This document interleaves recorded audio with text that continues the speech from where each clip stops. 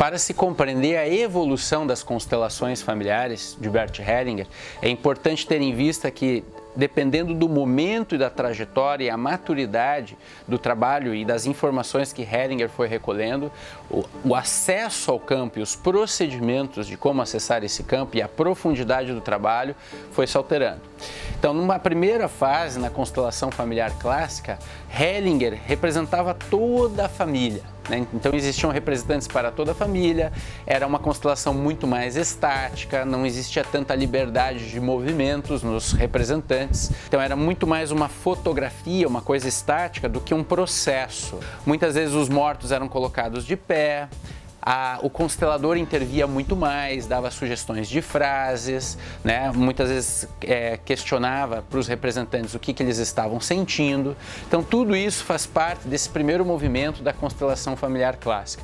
À medida que Hellinger foi tendo insights mais profundos a respeito da consciência de clã, consciência coletiva, ele percebeu que essa intervenção não era tão necessária. Então, ele foi diminuindo a intervenção, deixando que os representantes tivessem mais liberdade para se movimentarem neste campo, e ele percebeu que a profundidade das informações que surgiam era muito maior.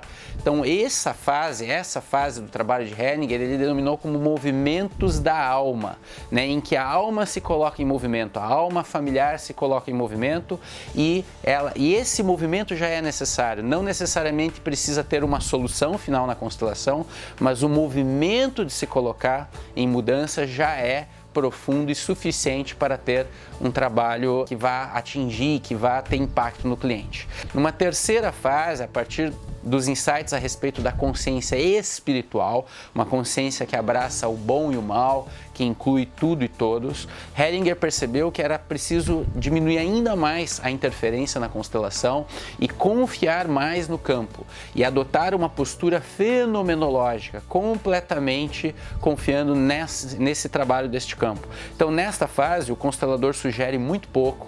Muitas vezes as constelações elas vão acontecendo de uma forma muito mais silenciosa, e também o número de pessoas e representantes nas constelações foi diminuindo para o que é essencial.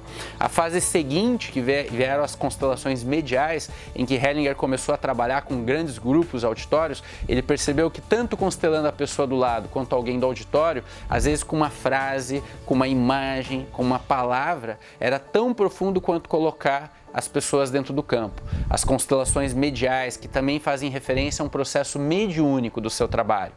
E na fase final das novas constelações familiares, praticamente tudo acontece em silêncio, apenas há um centramento e uma confiança no trabalho do campo.